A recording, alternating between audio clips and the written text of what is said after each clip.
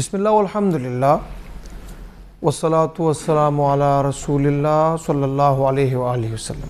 اللہم صلی علی محمد وعلی آل محمد کما صلیت علی ابراہیم وعلی آل ابراہیم انکا حمید مجید. اللہم بارک علی محمد وعلی آل محمد کما بارکت علی ابراہیم وعلی آل ابراہیم انکا حمید مجید. ناظرین کرام السلام علیکم ورحمۃ اللہ وبرکاتہ. پروگرام موسمیاتی تبدیلی کلائمیٹ چینج کے ساتھ K2 کی خصوصی پروگرام جو Pakistan council of world religions کی اشتراک سے ہم آپ کے سامنے ایک سیریز چلا رہے ہیں، حاضر خدمت ہو. ناظرین کرام، آپ کو معلوم ہے کہ دنیا ورلڈ وائڈ ویب میں ایک لڑی میں پرو گئی ہے. یہ دنیا اللہ سبحانہ و تعالیٰ کی ایک عظیم نعمت ہے. اس کے چلانے کے لیے حضرت انسان کو پیدا کیا گیا ہے جو کہ اللہ کی تخلیقات کا شاہکار اعظم ہے. ہم اس پروگرام میں یہ کوشش کرتے ہیں کہ اس دنیا کو گل و گلزار بنانے میں اپنا کردار نبھا سکیں. ہم اس کی خوبصورتی کو جو کہ اللہ سبحانہ و تعالیٰ کی طرف سے ہے اس کو محفوظ کر سکیں. اور اسی سلسلے میں ہم مختلف دانشوروں کو، سائنٹسٹ کو اور اس فیلڈ کلائمیٹ چینج کے ماہرین کو مدعو کرتے ہیں. آج بھی اپنے اسٹوڈیوز میں بہت قیمتی آراء کے لیے میں نے جن شخصیات کو مدعو کیا ہے ان کا تعارف آپ سے کرتا چلوں اور ان سے سوال جواب کریں گے جو پہلے ہم کرتے چلے آ رہے ہیں کہ ہم نے اس ماحول کو صاف کرنے میں، اس کو منظم کرنے میں اور اس دنیا کو آباد کرنے میں اپنا کردار کس طرح نبھانا ہے. میرے پہلے مہمان پروفیسر ڈاکٹر قبلہ ایاز صاحب ہے. ڈاکٹر صاحب خوش آمدید کہتا ہوں. ڈاکٹر قبلہ ایاز صاحب سابق چیئرمین ہیں پاکستان اسلامی نظریاتی کونسل کے، وائس چانسلر رہے پشاور یونیورسٹی کے. میں خوش آمدید کہتا ہوں آپ کو. میرے دوسرے مہمان جو ہمارے استاد بھی ہے قاری روح اللہ مدنی صاحب ہے. خوش آمدید کہتا ہوں آپ کو. میرے تیسرے مہمان جن کو میں نے ایک سائنٹسٹ کے طور پہ مدعو کیا ہے ڈاکٹر گوہر علی صاحب ہے. خوش آمدید کہتا ہوں آپ کو. ڈاکٹر گوہر علی صاحب WSSP میں واٹر اینڈ سینیٹیشن ڈپارٹمنٹ سے تشریف لائے ہیں. سائنسی خطوط پہ ماحولیاتی آلودگی کے حوالے سے ان سے بات کریں گے. خوش آمدید کہتا ہوں آپ کو. ڈاکٹر قبلہ صاحب باعث فخر ہے آپ تشریف لائے ہیں ہمارے پروگرام میں اور آپ کی قیمتی آراء اس وقت دنیا کے کونے کونے میں آپ کی سنی جا رہی ہے. ماحولیات کے بارے میں یا اس کو ٹھیک کرنے میں اسلام نے جو ہدایت دی ہے میں گزارش کروں گا کہ آپ شروع کر لیں کہ بعد میں پھر اور سوالات پہ بھی آئیں گے. بسم اللہ الرحمن الرحیم. ڈاکٹر عبدالرحمن صاحب بہت اہم پروگرام ہے اور ہماری اس سلسلے میں K2 کا اور یقیناً جو فیتھ فرینڈز ہیں کونسل آف ورلڈ ریلیجن ان کے شکر گزار ہیں کہ اس قدر اہم موضوع پر آج کے اس پروگرام کا اہتمام کیا تاکہ عام لوگ اس موضوع سے باخبر ہوں اور جو ماحولیاتی تبدیلی ہے اس میں وہ بہتری کے لیے اپنا کردار ادا کر سکیں. یہ ہم سب دیکھتے ہیں اور یہ کسی سے پوشیدہ نہیں کہ ماحول اور موسم یہ اب مسلسل تبدیلی کے ایک نئے عمل سے گزر رہے ہیں. سردیوں کی طوالت اور گرمیوں کی حدت یعنی مزید گرمی یہ اب ایسی باتیں ہیں کہ ہر بندہ اس کو محسوس کر رہا ہے. وہ اب ظاہر ہے کہ انسان نے اس نئی صورتحال کے لیے تیار رہنا ہے. وجوہات ہم سب جانتے ہیں کہ کس طریقے سے صنعتوں کی وجہ سے اور بہت ساری جو اب گلوبل ایک عالمگیر دنیا ہے اس میں جس طریقے سے ترقیاں ہو رہی ہیں تو اس کی وجہ سے ماحول کی تبدیلی اور موسموں کی تبدیلی کے اثرات ہیں. تو اس میں یہ ہے کہ سب سے پہلے تو یہ ہے کہ ہم مثلاً بنیادی بات جو ہے وہ یہ ہے کہ ہم ایک گرین دنیا کو، ایک سرسبز دنیا کو تشکیل دینے میں اپنا کردار ادا کریں. اب اس میں یہ ہے کہ کاربن کے حوالے سے اس بات کی بڑی اہمیت ہے کہ سرسبز ماحول ہو اور درخت ہوں. چنانچہ آپ نے مجھ سے آپ کی توقع یہ ہے کہ قرآن پاک کے حوالے سے احادیث نبویہ تعامل رسول صلی اللہ علیہ وسلم کے حوالے سے کچھ گزارشات پیش کروں. تو رسول اکرم صلی اللہ علیہ وسلم کی ہدایات ہیں درختوں کو کاٹنے کے حوالے سے ممانعت فرمائی ہے، اور اس قدر سختی کے ساتھ ممانعت فرمائی ہے، اور یہ ہدایت فرمائی ہے، حکم فرمایا ہے کہ اگر آپ ایک درخت کو کاٹیں تو اس کی جگہ دوسرا درخت بوئیں. اور اس قسم کی احادیث مبارکہ ہیں کہ اگر آپ کی سانس کے آخری لمحات ہوں اس وقت بھی اگر آپ کے پاس فرصت ہو تو آپ درخت بوئیں. تو قرآن پاک کے اندر بھی اگر آپ دیکھیں تو قرآن پاک میں جنت کا جو نظارہ ہے، تو جنت کے نظارے میں سرسبز ماحول، درخت، گرینری، اس کو ایک خوبصورت منظر کے طور پر پیش کیا گیا ہے. تو اس کا مطلب یہ ہے کہ دنیا میں بھی اگر ہم ایک جنت کا اور ایک حسین منظر چاہتے ہیں تو اس میں سرسبزی کی اور درختوں کی بڑی اہمیت ہے. تو میں سمجھتا ہوں کہ یہ ہم سب کا ایک عمومی کام ہونا چاہیے کہ ہم زیادہ سے زیادہ درخت جو ہیں وہ اگائیں ہر جگہ. گھر کے اندر چھوٹا بھی گھر ہو تو اس کے اندر بھی انتظام ہو سکتا ہے کہ ہم پودے، پھول، چھوٹے چھوٹے درخت یہ اگائیں. اسی طریقے سے پھر پانی کا تحفظ جو ہے، کیونکہ اس کلائمیٹ چینج کی وجہ سے پوری دنیا پانی کے بحران سے دوچار ہونے والی ہے. تو اب اس بات کی ضرورت ہے کہ ہم پانی کو بھی یہ سمجھیں کہ یہ ہماری ملکیت نہیں ہے بلکہ یہ ہمارے پاس ایک امانت ہے، اور ہم نے اس امانت کو آئندہ نسلوں تک منتقل کرنا ہے. چنانچہ رسول اکرم صلی اللہ علیہ وسلم کی حدیث مبارک ہے، اور وہ حدیث مبارک یہ ہے کہ اگر تم پانی اور دریا کے کنارے بھی ہو، آپ نے پانی کا اسراف نہیں کرنا، وضو بنانے میں بھی پانی کا اسراف نہیں کرنا. تو یہ وہ تمام احادیث ہیں اور رسول اکرم صلی اللہ علیہ وسلم کا تعامل ہے کہ جو آج کے دور میں ماحولیاتی تبدیلی میں ہم یہ سمجھتے ہیں کہ ان سے استفادہ کریں، اور اس طرف ہم حوصلہ افزائی کریں کہ ہم اپنے ملک پاکستان میں اور پوری دنیا میں ماحولیاتی تبدیلی میں اور ماحولیاتی بہتری میں ہم اپنا بہتر کردار ادا کر سکیں. جی بہت شکریہ ڈاکٹر صاحب. جناب قاری روح اللہ مدنی صاحب، میں بھی شکر گزار ہوں کہ آپ Pakistan council of world religion جو یہ پروگرام منعقد کرتی ہے، ایک بیداری پیدا کرتی ہے، ایک اندھیری رات میں ایک منور چراغ جلانے کی ہمیں کوشش کرتے ہیں. آپ چیئرمین کی حیثیت سے تشریف لائے ہیں. میں یہ کہوں گا کہ اسلام جو کہ ہم کہتے ہیں کہ مکمل ضابطۂ حیات ہے، ماحول کے بارے میں جس کو ہم نے ماحول بنا دیا ہے، یعنی کوئی پرواہ نہیں کرتا کہ ہم کیا کر رہے ہیں، ہم کتنا بگاڑ رہے ہیں، اوزون لیئر کو ہم نے کتنا متاثر کیا ہے. اسلام کیا کہتا ہے ماحول کے بارے میں؟ بسم اللہ الرحمن الرحیم. سب سے پہلے تو آپ کا شکریہ ادا کرتا ہوں ڈاکٹر صاحب، اور اپنے ساتھ دونوں مہمان جو ان کا بھی شکریہ ادا کرتا ہوں. ماحول ایک جامع نام ہے اس تبدیلی کا جو ہم اس وقت اپنے ارد گرد اس کائنات کے اندر محسوس کر رہے ہیں. ابتدائی طور پہ صرف بہت معمولی علامتیں تھیں اس کی. جی مثلاً فضا میں دھواں بڑھنا، گلیشیئرز کا پگھلنا، بارشوں کا نہ ہونا، اس قسم کی وہ تھیں. اب جو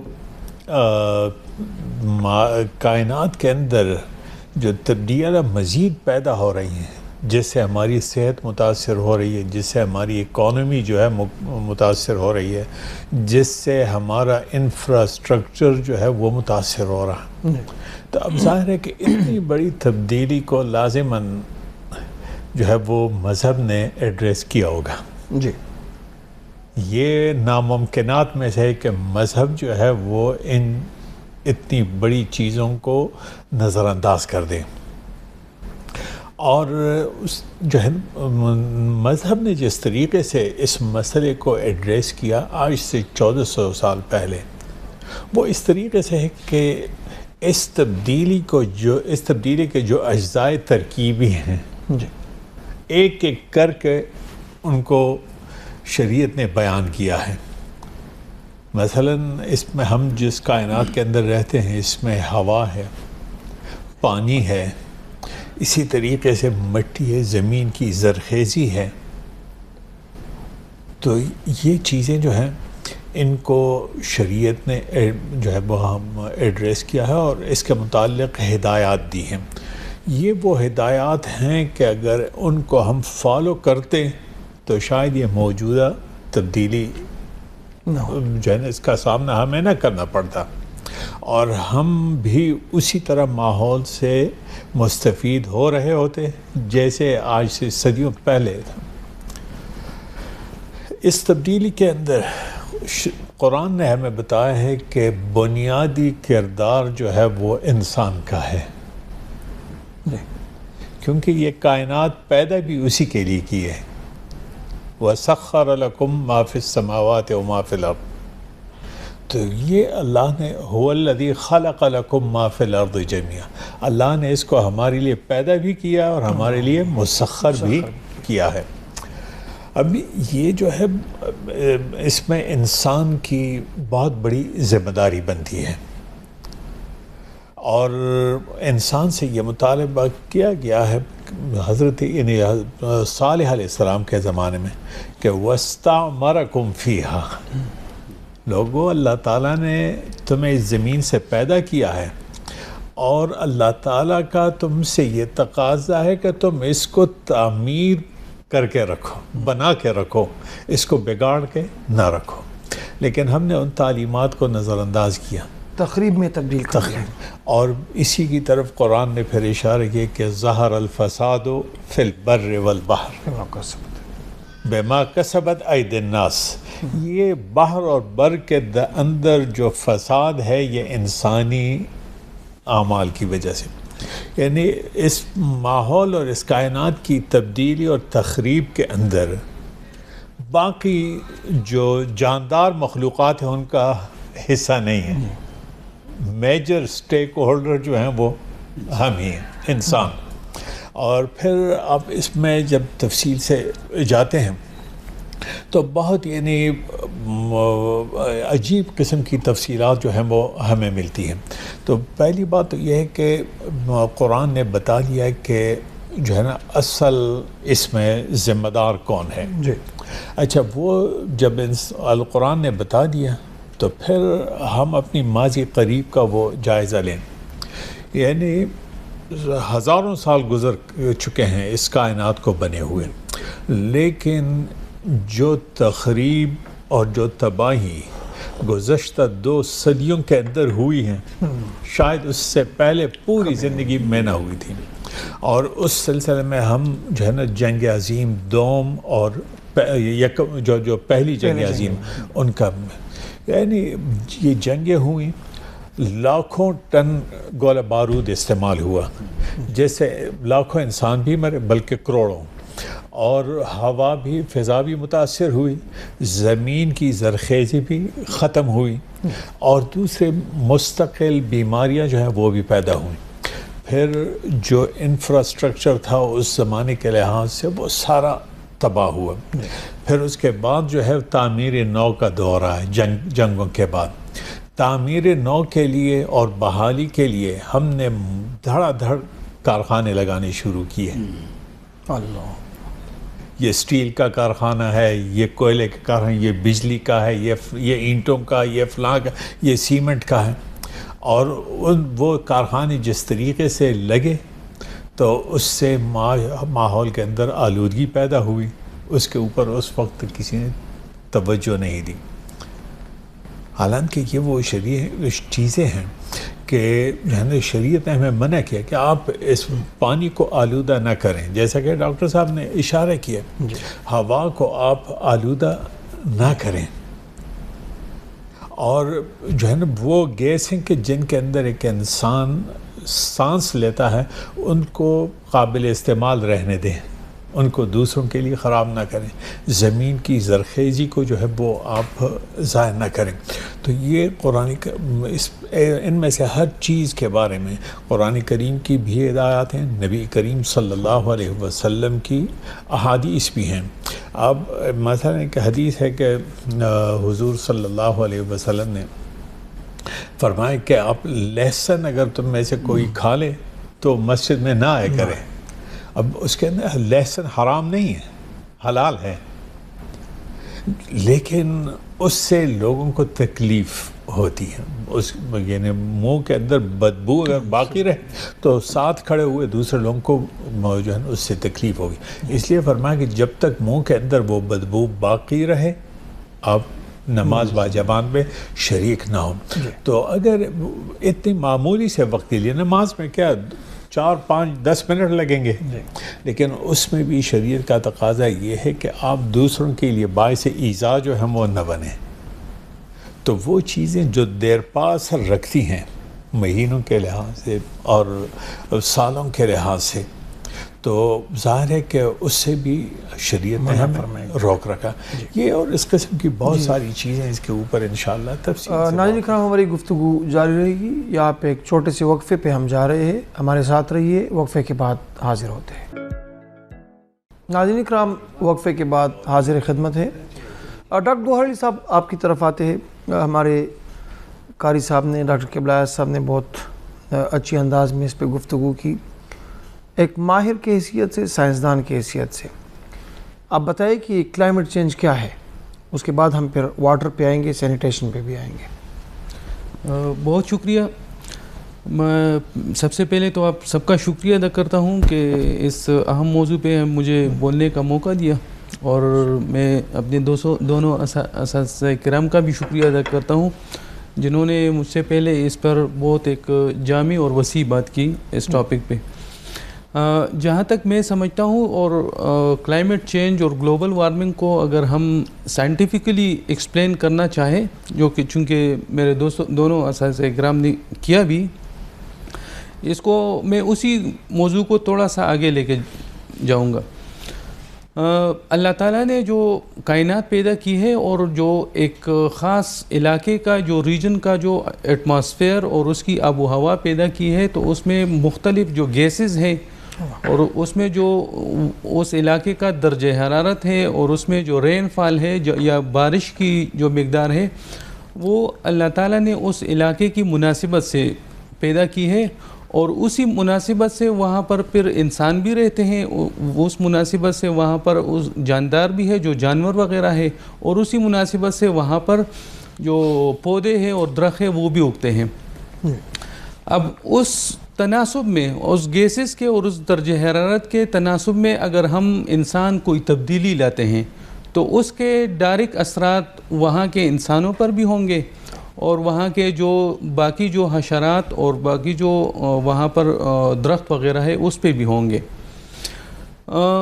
کلائمیٹ چینج کو ہم اب اس درجہ حرارت اور ان چیزوں کو اگر ہم چینج کر لیں due to some human activities, جو سر نے اس کو ایکسپلین بھی کیا آلریڈی، کہ جو ہماری انڈسٹری سے جو پولوشن اٹھتی ہے، ہماری ٹرانسپورٹیشن سے جو پولوشن جنریٹ ہوتی ہے، اور ہماری جو باقی ایکٹیویٹیز ہو، جو ڈیولپمنٹل ایکٹیویٹیز ہے، اس سے جو پولوشن اٹھتی ہے، تو اسی وجہ سے ان چیزوں کی تناسب میں تبدیلی آتی ہے، یا وہ کم ہو جاتی ہے اس میں، اور یا وہ زیادہ ہو جاتی ہے۔ فار ایگزامپل کاربن ڈائی آکسائڈ، اللہ تعالیٰ نے آب و ہوا میں کاربن ڈائی آکسائڈ کی ایک خاص مقدار پیدا کی ہے تاکہ پودے اس کو استعمال کر سکے اپنی خوراک بنانے کے لیے۔ اب اگر اس تناسب کو ہم زیادہ کر لیں due to emission from industries, اور جو گاڑیوں سے دھواں نکلتا ہے، تو اس سے گلوبل وارمنگ جنریٹ ہوگی، وہاں کی درجہ حرارت زیادہ ہوگی، تو اس فینامنا کو ہم کہتے ہیں گلوبل وارمنگ۔ اور وہ ہم انسان جو تبدیلی ہم نے کی ہے اس پروسیس میں، تو ہم یہ اسی کی وجہ سے، اور ہم ہی اس کے لیے رسپانسبل ہے مینلی۔ جی، اس کو اگر میں سادہ ایک درخت کی مثال آپ کو دے دوں، جس طرح سر نے بتایا، ایک درخت سائنٹیفکلی ایک سال میں تقریباً 40 کلو کاربن ڈائی آکسائڈ کنزیوم کرتی ہے اپنی خوراک بنانے کے لیے.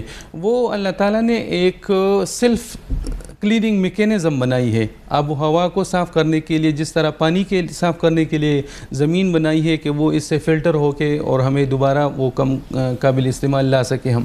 اسی طرح آب و ہوا کو صاف کرنے کے لیے اللہ تعالیٰ نے درخت پیدا کیے ہیں اور وہ ایک سیلف کلیننگ ایکٹیویٹی ہے یا ایک سیلف کلیننگ میکینزم ہے. اب وہ 40 کلو گرام وہ ایک سال میں استعمال کرتی ہے. اگر ہم اس کی جگہ 50 کلو گرام ہم انوائرمنٹ میں کاربن ڈائی آکسائڈ کو خارج کریں یا 100 کلو گرام خارج کریں تو 50 تو وہ کنزیوم کر لیتی ہے, باقی جو 50 ہے وہ ہمارے انوائرمنٹ میں رہتی ہے اور وہی گیس جو ہے نا وہ پھر جو سورج کی جو شعاعیں ہیں اس کو جذب کرتی ہے اور اسی وجہ سے جو زمین کا درجہ حرارت ہے یا اس علاقے کا درجہ حرارت ہے تو وہ بڑھ جاتی ہے. اور یہی مین جو کنسیپٹ ہے سائنٹیفکلی وہ گلوبل وارمنگ کی ہے. اسی طرح جو باقی ہم نیچرل گیسز استعمال کرتے ہیں اس میں میتین آتی ہے اور اس میں باقی جو فیول وغیرہ آتی ہے وہ بھی ان سے بھی جو گیسوں کا اخراج ہوتا ہے. اور میتین بذات خود بھی گلوبل وارمنگ میں جس طرح کاربن ڈائی آکسائڈ کی کام کرتی ہے اسی طرح میتین گیس بھی گلوبل وارمنگ کاز کرتی ہے یا اس کی ایک وجہ ہے. تو وہ بھی ہم جتنا بھی ہم انڈسٹریل ریولوشن جو پچھلے 2 دہائیوں میں یا 3 دہائیوں ہم لے کے آئے ہیں تو اسی وجہ سے جو میتین کی کنسنٹریشن ہے وہ بھی انوائرمنٹ میں بڑی ہے اور وہ بھی ایک مین ریزن ہے گلوبل وارمنگ میں. اور اس گلوبل وارمنگ جو ہے یہ پھر لنک کر دی ہے کلائمیٹ چینج سے. جس علاقے میں آپ ان گیسز کی تناسب کو تبدیل کرتے ہیں وہ گلوبل وارمنگ کاز کرتی ہے اور وہی گلوبل وارمنگ جو ہے وہ پھر لنک ہے کلائمیٹ چینج سے. اور اس علاقے کی جو اگر کلائمیٹ چینج ہو جائے اور اس میں تبدیلی آ جائے تو اس سے ہماری جو درجہ حرارت ہے وہ بھی بڑھ جاتی ہے, وہاں کی جو رین فال ہے اس کی بھی پیٹرن چینج ہو جاتی ہے اور وہاں کی فلڈز اس سے آتے ہیں اور جو کنسیکوینٹلی اس کے ساتھ جو ریلیٹڈ ماحولیاتی جو باقی جو مسئلے مسائل ہیں وہ پیدا ہوتے ہیں اس سے. جی ڈاکٹر صاحب قبلہ صاحب انہوں نے بہت تفصیل سے ایک سائنسی خطوط پہ بات کی. کیا وجہ ہے کہ خصوصاً وطن عزیز پاکستان ان مسائل کی لپیٹ میں, اگرچہ پوری دنیا کو یہ مسئلہ ہے لیکن باقی دنیا نے اس کو کنٹرول کر لیا ہے. یعنی آپ دیکھیں کہ وہ پانی کے ضیاع سے ہم تو ڈرنکنگ واٹر پہ یعنی پینے کے صاف پانی سے گاڑیوں کو دھوتے ہیں اور کتنا بے دریغ استعمال کرتے ہیں. آپ اسلامی تناظر میں اگر اس پہ بات کریں کہ ہم نے کیا کرنا ہے, یعنی پلاننگ کیا ہونی چاہیے ہمارے لیے؟ جی بالکل ڈاکٹر صاحب آپ کی اس بات سے متفق ہوں کہ ہمارے ہاں پاکستان میں یہ جو ایک مشکل صورتحال پوری دنیا کو اور بالخصوص پاکستان کو صورتحال کا سامنا کرنا پڑ رہا ہے اس کا پوری طرح ادراک نہیں ہے. جی اور میں بغیر کسی ہچکچاہٹ کے یہ کہتا ہوں اور کہہ سکتا ہوں کہ عام لوگوں میں بھی اس کا ادراک نہیں ہے اور جو ہماری حکومتی پالیسیاں ہیں ان میں بھی صحیح طریقے سے اس کا انعکاس ابھی تک نہیں ہوا. یقیناً موسمیاتی تبدیلی کی ایک وزارت موجود ہے جی, لیکن اس وزارت کو بہت اہم کام کرنے ہیں اور اس میں سب سے پہلی چیز یہ ہے کہ عوام کے اندر اس کا شعور پیدا ہو. جی اور پھر جو حکومتی ذمہ داری ہے اس میں اب یہ ہے کہ کس طریقے سے مثلاً آپ ماحول کو صاف ستھرا رکھ سکتے ہیں, کس طریقے سے آپ ماحول کو آلودگی سے بچا سکتے ہیں. پلاسٹک کا استعمال ہے تو اس سلسلے میں ضرورت ہے کہ ایک مؤثر قانون ہو اور عوام کو اس کے لیے تیار کیا جائے کہ پلاسٹک کا استعمال نہ ہو. گاڑیاں جس طریقے سے ہمارے ہاں ہے اور وہ گاڑیاں پرانی ہیں اور ان کی وجہ سے جو آلودگی ماحول میں پھیلتی ہے, میں سمجھتا ہوں کہ پوری دنیا میں اس حوالے سے قوانین موجود ہیں. پاکستان اس طرف کیوں توجہ نہیں دے رہا, اس بات کی بھی ضرورت ہے. مجھے اس بات کا ادراک ہے کہ پاکستان کا جو حصہ ہے ماحولیاتی آلودگی میں وہ بہت کم ہے, نہ ہونے کے برابر ہے. बड़ी जो सनती कौमें हैं और मुल्क हैं उनका हिस्सा बहुत ज़्यादा है और बड़ा किरदार उनको अदा करना है, लेकिन मुकामी सतह पे, अपनी मुल्की सतह पे हम भी किरदार अदा कर सकते हैं। अब मसलन दुनिया ने बाकायदा लो एमिशन जोन्स का तयन किया है। कुछ एरियाज़ ऐसे बनाए हैं कि जहाँ पे मसलन गाड़ियों का अंदर जाना ममनू है, ताकि वो इलाके जो हैं वो वहाँ पे तो एमिशन ना होना, वहाँ तो एक साफ़ सुथरा आपको सांस लेने के मौके हों। ये तस्वर पाकिस्तान में क्यों नहीं आ रहा? ये पाकिस्तान में आ सकता है, आप लोगों के साथ बात कर सकते हैं। आप कुछ एरियाज़ ऐसे बना सकते हैं कि जो लो एमिशन जोन्स हों। हमने ख़ुद बर्मा के अंदर एक पूरा इलाका देखा कि जहाँ पे गाड़ियों का दाखिला ममनू है। इस तरीके से पाकिस्तान में भी ये हो सकता है। जो हमारी सनतें हैं उनके ऊपर भी इस किस्म की पाबंदियाँ लग सकती हैं कि किस तरीके से वो इस बात को यकीनी बनाएं कि माहौल की आलूदगी का जो ख़तरात हैं उनसे निपटा जा सके। तो मैं समझता हूँ कि हमारी भी जिम्मेदारियाँ हैं और पानी का जिस तरीके से हम बेदरेग इस्तेमाल करते हैं, मसलन पेशावर शहर के अंदर हम देखते हैं यहाँ पे आपकी कॉलोनियाँ बनी हैं, नए बहुत पॉश एरियाज़ बन गए हैं। वहाँ पे पीने के पानी से लोग घरों को धोते हैं, लोग गाड़ियों को धोते हैं और फिर पूरा बाहर की जो सड़क होती है वो आलूदा हो जाती है। और ये अब ज़िम्मेदारी है, मुकामी जो इदारे हैं उनकी ज़िम्मेदारी है कि इस सिलसिले में जो ज़रूरी कानून साजी हो कि इसकी मुमानियत की कोशिश की जाए और मुतबादिल तरीके लोगों को बता दिए जाएं कि किस तरीके से पूछा से आप कर सकते हैं। आप एक और तरीके कर सकते हैं कि जिससे आपका घर भी साफ़ होगा, पानी का इस्तेमाल जो है वो भी कम से कम। इसी तरीके से जो दरख्तों के हवाले से है मंसूबे बने हैं, लेकिन मैं समझता हूँ कि वो मुअस्सिर मंसूबे नहीं हैं। हम स्कूलों को इसकी ज़िम्मेदारी दे सकते हैं। हम घरों के अंदर, देहातों के अंदर जो लोकल जरगे हैं उनको हम ऑन बोर्ड लाकर और हम पूरे गांव के माहौल को दरख्तों के ज़रिए सरसब्ज़ व शादाब बना सकते हैं। ये कोई इतना मुश्किल काम नहीं है। लोगों के अंदर तहरीक जो है उसको हम फ़रोग़ दे सकते हैं। कॉलेजेस के अंदर जो उनके प्रिंसिपल साहिबान हैं, तालिब इल्मों को हम इस तरफ ला सकते हैं, इसको निसाब का हिस्सा बना सकते हैं, निसाब का हिस्सा और फिर अमल। तो मैं समझता हूँ कि एक बहुत बड़ी गुंजाइश मौजूद है। काश कोई एक ऐसी तहरीक होती। और मैं ये समझता हूँ कि आज का ये प्रोग्राम जो है ये एक बहुत बड़ा, एक मैं समझता हूँ कि Pakistan council of world religion का, कि इस तरीके से एक अवामी शऊर को बेदार करने की कोशिश। तो अब ये शऊर को बेदार करने की कोशिश, इसको ज़रा मज़ीद फैलाव इसका, ये वक्त की ज़रूरत है। डॉक्टर साहब, तजदीद नेमत के तौर पे मैं कहता हूँ कि हमें जो फीडबैक आती है तो काफ़ी यानी मसाइल ख़त्म हुए हैं और लोग अभी एक आगाही और जो बेदारी हम पैदा करने की कोशिश कर रहे हैं। मुख्तसरन में वक्फे पे जाता हूँ, ये बाहर की दुनिया का मैंने बात की कि वो लोग वो ये जान चुके हैं कि हमने अपने आप को बचाना है। जैसे कारी साहब ने फरमाया ज़हर फ़साद फ़िल बर्रि वल बहर बिमा कसबत ऐदी अन्नास, हम खुद ही अपने हाथ से अपने आप को, अपनी नस्लों को मार रहे हैं। आप क्या कहेंगे इस बारे में? बिल्कुल जी, मैं आपको ऐसे ममालिक बताता हूँ जी कि जिनके छोटे छोटे घर हैं, उन घरों के आसपास छोटी छोटी जगह है, वहाँ पे उन्होंने बाकायदा सब्जियाँ उगाई हैं जी, और बाकायदा उनके मेवे के मेवादार दरख्त हैं और वो अपने घर का मेवा और घर की अपनी उगाई हुई सब्ज़ी, इनसे अपना गुज़र औक़ात करते हैं। तो हमारे पास तो वसी आरीज़ मैदान है।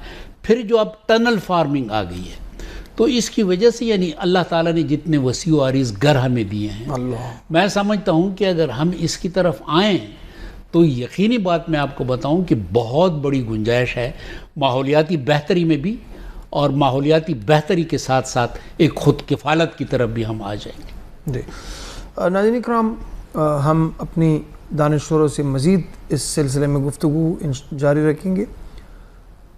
یہ یاد رکھیے کہ ہم نے خود غور کرنا ہے. کہتے ہیں ہم ان کو سونپ رہے ہیں فصیل و در اپنے، ہم ان کو سونپ رہے ہیں فصیل و در اپنے، وہ جس نے شہر کی بنیاد تک ہلا دی ہے.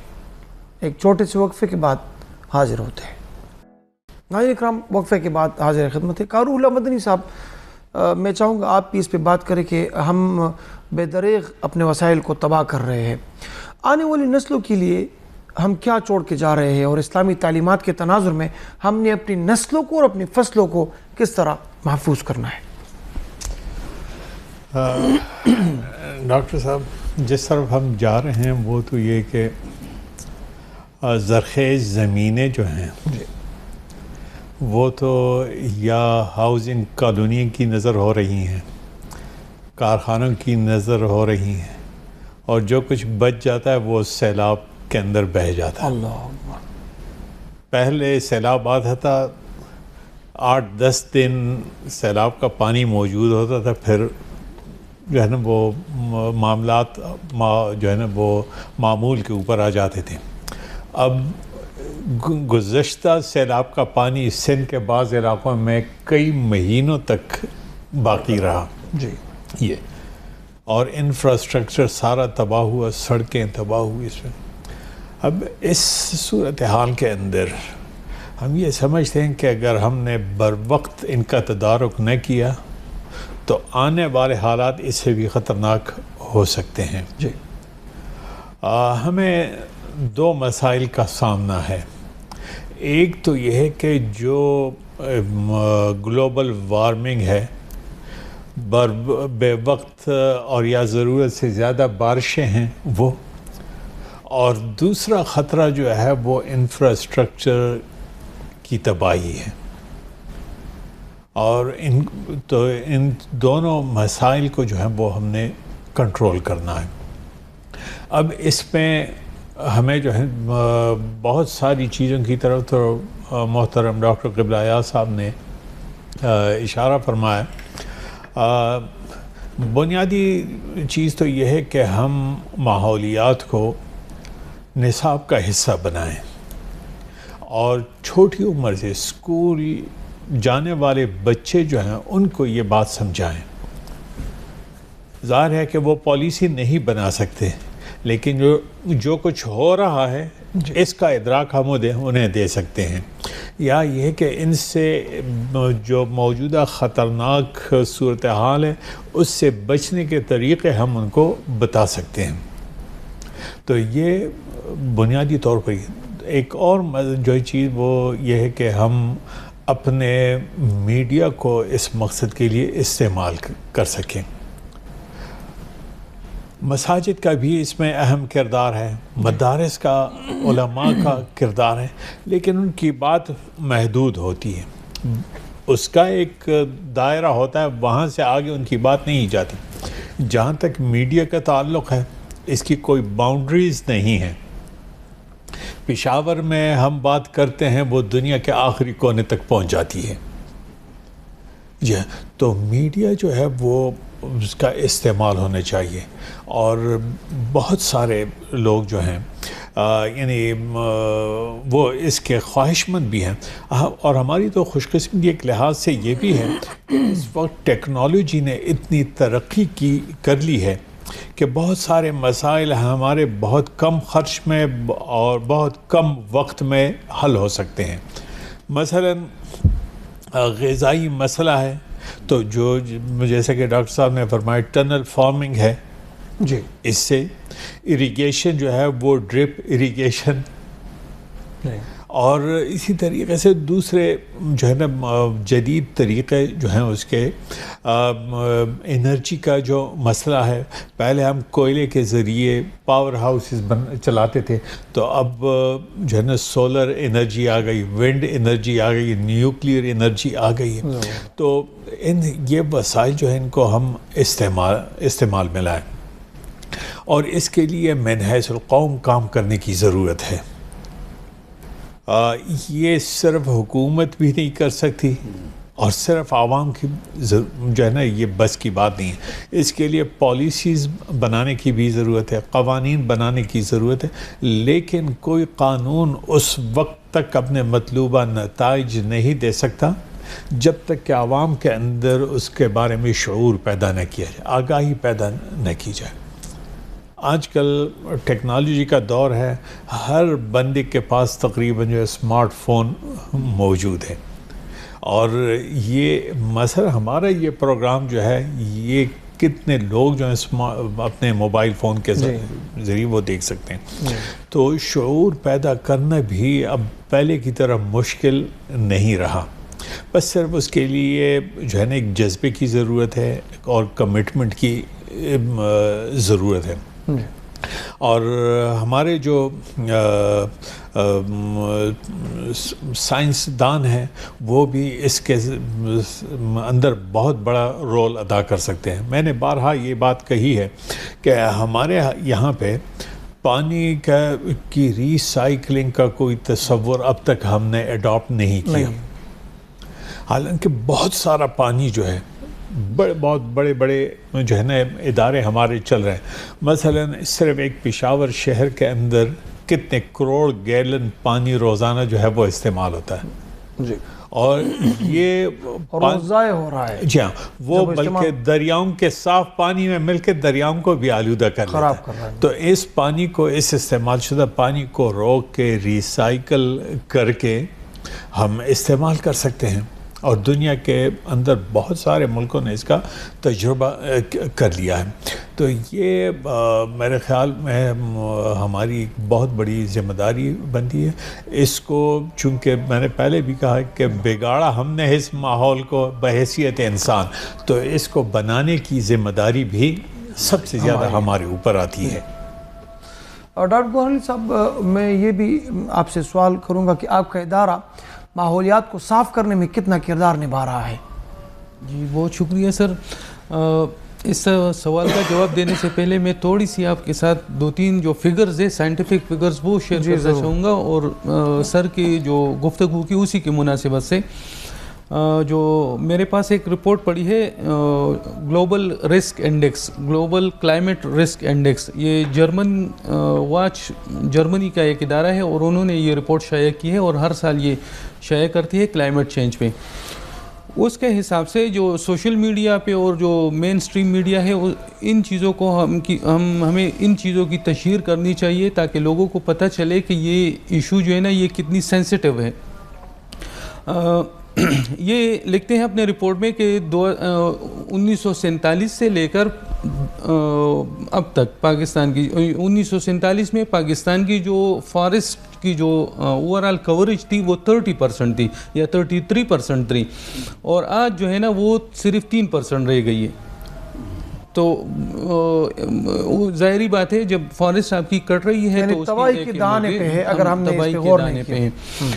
ٹمپریچر کی اگر ہم بات کریں تو ٹمپریچر 1980 میں یہ تھا 24.5, اور آج جو ہے نا وہ 25.5 پہ پہنچ گیا ہے. 0.9 سینٹی گریڈ جو ہے نا 2023 میں جو ریکارڈ کی گئی ہے ایوریج ٹمپریچر پاکستان کی, تو اس میں سے جو 0.9 سینٹی گریڈ کی جو اضافہ ہوا ہے, ظاہری بات ہے اس سے گلیشیئر بھی پگھل رہے ہیں, اور اس سے جو ہماری سی لیول جو ریزنگ ہے وہ بھی تقریباً 30 to 50 سینٹی میٹر وہ ہوئی ہے.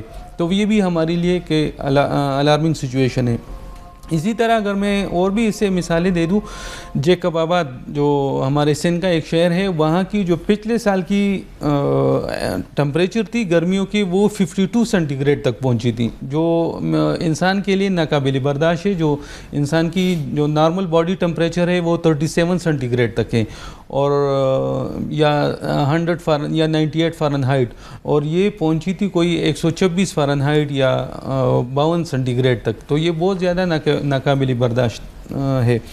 اسی طرح جو ہمارے جو کوئی ہندوکش کے اور جو ہمارے نادرن ایریاز میں جو گلیشیئر ہے وہ کس تیزی سے پگھل رہے ہیں. اچھا 2018 میں جو ہماری اسی رپورٹ کے مطابق جو 2018 میں ہم کلائمیٹ چینج میں جو ولنریبلٹی رسک ہے ہم اس میں 5th نمبر پہ تھے, اور آج 2023 میں ہم 8 نمبر پر ہیں. फर्स्ट नंबर पर अफ़गानिस्तान है, कीनिया है और यमन, और इन 8 नंबर जो है ना वो पाकिस्तान का है। तो ये मेरे ख्याल में अलार्मिंग सिचुएशन है और इसी को हमने लोगों को ये मैसेज आपकी तवज्जो से पहुंचानी चाहिए। बाकी जो WSSP के बारे में थोड़ा सा हम चूँकि वाटर WSSP 3 जो इसके काम है वो करती है। वाटर लोगों को ड्रिंकिंग वाटर इंश्योर करती है कि साफ ड्रिंकिंग वाटर हम प्रोवाइड करें, और इसी तरह सॉलिड वेस्ट मैनेजमेंट पे हम काम करते हैं कि जो जितना भी शहर का कचरा हो वो हम इकट्ठा करें और उसको प्रॉपर तरीके से हम, और सैनिटेशन जो हमारी ड्रेनेज सिस्टम है, जो हमारे जो सीवरेज सिस्टम है और ड्रेनेज सिस्टम, उसको हम साफ़ सुथरा रखें और काबिल इस्तेमाल बनाएं इसको। जो ग्लोबल वार्मिंग के साथ और क्लाइमेट चेंज के साथ जो मेन लिंक करती है वो हमारी सॉलिड वेस्ट है। सॉलिड वेस्ट जितना भी कचरा हमारा घरों में या जो हमारे ऑफिसेज है या स्कूल्स या जो गवर्नमेंट इंस्टीट्यूशंस है उसमें जो कचरा पैदा होती है वो हम इकट्ठा करके, क्योंकि वो डायरेक्टली लिंक है आपकी ग्लोबल वार्मिंग और क्लाइमेट चेंज से। क्योंकि अगर हम उसको मिसयूज़ करें या उसको हम वैसे ही एक प्लाट में फेंक दे तो जो कार्बन डाइऑक्साइड और मीथेन गैसेज है वो इसी से जनरेट होती है। जो हमारे किचन वेस्ट है ये this is the main source of methane gas और कार्बन डाइऑक्साइड गैस। जो हमारा जो बचा कुचा खुराक के जो अज्जा होते हैं उसी से ये चीज़ें ये गैसेस बनती है। तो WSSP इस लिहाज से जो पिछले 9 साल में जितनी इम्प्रूवमेंट लाई है वो तो हमारे सामने है, और बाकायदा हम कोशिश करते हैं जो 960 टन कचरा जो शहर में रोज़ पैदा होता है उसको हम इकट्ठा करते हैं और उसको प्रॉपरली हम फिर अपनी गाड़ियों के ज़रिए लेके जाते हैं डंपिंग साइट पे, और वहाँ पर हम इसको प्रॉपरली मैनेज करते हैं, डंप करते हैं, ताकि इसकी जो इन्वायरमेंटल इम्पेक्ट्स है वो कम से कम हो। तो ये हमारी जो मेन कोशिश है ग्लोबल वार्मिंग के लिहाज से या क्लाइमेट चेंज के लिहाज से जो हमारी काविश है जो लिंक करती है डायरेक्ट, तो हम एक उस पर काम करते हैं। दूसरी जो हमारी कोशिश है कि जिस तरह सर ने बताया कि पानी की लीकेज या पानी का ज़िया, तो WSSP कोशिश करती है कि लोगों को साफ़ सुथरा पानी प्रोवाइड भी करे, और उसके साथ साथ जो ज़िया है जो हमारे ज़िम्मे है जो हम रोक सकते हैं उसमें मेन जो पाइप्स वगैरह की लीकेज है उसको हम कोशिश करते हैं और उसको हमने काफ़ी हद तक कंट्रोल भी किया है ताकि उससे पानी की लीकेज ना हो और पानी की ज़िया ना हो। इसी तरह जो ट्यूबवेल्स हमारे 12-12 घंटे और 16 घंटे चलते थे अब हम उसको लेके आए हैं 7 घंटे तक। उसमें एक मेजर फैक्टर तो ये है कि बिजली हमारी बहुत ज़्यादा उसकी रेट बढ़ गई है वो भी, और दूसरी जो हमारी कोशिश थी कि हम पानी के ज़िया को रोकें तो वो हम 7 घंटे पे लेके आए हैं। और इसी तरह जो ड्रेनेज सिस्टम है उसको हम साफ़ करते हैं ताकि उससे जो मलेरिया के या जो मस्कीटो या मच्छर वगैरह है उसके पैदा होने के चांसेस बहुत ज़्यादा कम हो। तो WSSP मेन 3 चीज़ों पे काम करती है और काफ़ी हद तक अभी भी इम्प्रूवमेंट की गुंजाइश है, लेकिन काफ़ी हद तक हमने इन चीज़ों पे कंट्रोल किया भी है। जी डॉक्टर कबीला साहब, क्या पैगाम देंगे आप इस माहौलियाती तब्दीली के हवाले से? हमें क्या करना है, मंजिल क्या है हमारी? पैगाम तो यही है कि हम सबको इसका इदराक करना चाहिए। जी, ये एक बहुत मुश्किल सूरत हाल से पूरी दुनिया और फिर हम पाकिस्तान वाले ये 2-4 होने वाले हैं। पिछले सालों में सैलाब की सूरत में हम इसका बहुत तल्ख तजुर्बा कर चुके हैं, खमियाजा भुगत चुके हैं। बिल्कुल खमियाजा भुगत चुके हैं। आइंदा भी इस बात का इम्कान है। तो हुकूमत और आवाम दोनों को इस बात की ज़रूरत है कि इस मुश्किल सूरत हाल को समझें और इसके इंसदाद और रोकथाम के लिए तदाबीर करें मिलकर। जी, रूहुल्लाह मदनी साहब, आप क्या पैगाम देंगे? जी, मसला तो ये बैनुल-अक़वामी है, पूरी दुनिया का मसला है, लेकिन ये कि हम जैसे हमारे जैसे मुल्क के लिए जिसके पास वसाइल ही नहीं है, कर्ज़ों के ऊपर हम चल रहे हैं जी, तो अगर हमने बर वक्त इसका इदराक न किया और इसके लिए इक़दामात न उठाए तो शायद ये हमारे लिए एक कौमी ख़ुदकुशी जो है वो साबित हो। جی ڈاکٹر گوہر علی صاحب. سر میرا پیغام یہی ہوگا کہ سادگی، ایک تو اگر ہم سادگی اپنائیں تو اس سے ہم بہت زیادہ فرق لے کے آ سکتے ہیں اور اس کی بہت بڑی ایک امپیکٹ ہوگی. اور اس کے علاوہ ہم جو ہماری گرد و پیش ہے اور اس کو ہم صاف کرنے کی کوشش کریں تو اس سے بھی ہمارے بہت زیادہ مسائل جو ہے نا وہ حل ہو سکتے ہیں. اور ریسورس کنزمپشن جو ہے نا، ریسورس کنزمپشن اس میں بھی ہمیں احتیاط سے کام لینا چاہیے. خواہ وہ ہوا ہو یا پانی ہو یا اور جو ریسورسز ہو ہمارے، اس کو ہم جتنا کم سے کم استعمال کریں گے تو اس سے انوائرمنٹل امپیکٹس جو ہیں اور اس کی انوائرمنٹل ایشوز جو ہے نا وہ کم سے کم ہوگی. ڈاکٹر قبلہ صاحب بہت شکر گزار ہے آپ کے. قاری روح اللہ مدنی صاحب آپ تشریف لائے، بہت شکر گزار ہے. ڈاکٹر صاحب بہت شکر گزار ہے. ڈاکٹر صاحب آپ کو ایک دفعہ پھر بھی ہم زحمت دیں گے، اگلے پروگرام میں ہم چشم برآں رہیں گے تاکہ آپ کی یہ مفید معلومات ہمارے عوام تک پہنچ. ناظرین کرام، ماحولیاتی آلودگی یا ماحولیاتی تبدیلی، پانی کے ضیاع اور جو ہمارا گرین بیلٹ ہے اس کے متعلق ہم نے سوچنا ہوگا. اگر ہم نے نہیں سوچا تو قاری روح اللہ مدنی صاحب جس طرح فرما رہے تھے کہ ہم خودکشی، قومی خودکشی کر رہے ہیں، ہم پوری قوم یعنی مرنے کے طرف ہم جا رہے ہیں. ہمیں بہت غور و خوض کرنا ہوگا، ہمیں مل بیٹھ کے ان مسائل پہ گفت و شنید کرنا ہوگی. یہ نہ ہو کہ ہمارا گھر تو صاف ہے چونکہ وہ میرا گھر ہے، لیکن جہاں میں رہتا ہوں وہ میرا گھر نہیں ہے، اس کو گندا کرتا ہوں.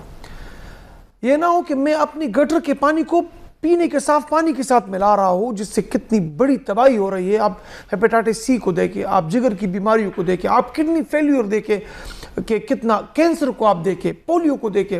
یہ تمام بیماریاں ہم نے اپنے ہاتھوں سے اس کے بڑھوتری میں ہم یہ اپنا کردار نبھا رہے ہیں. لہٰذا ہمیں یہ سوچنا ہوگا کہ ہم نے ماحول کو صاف کرنا ہے اور ارد گرد جو رسول اللہ صلی اللہ علیہ وسلم نے فرمایا کہ اپنے ماحول کو صاف کرو، ہم نے اس پہ عمل کرنا ہوگا.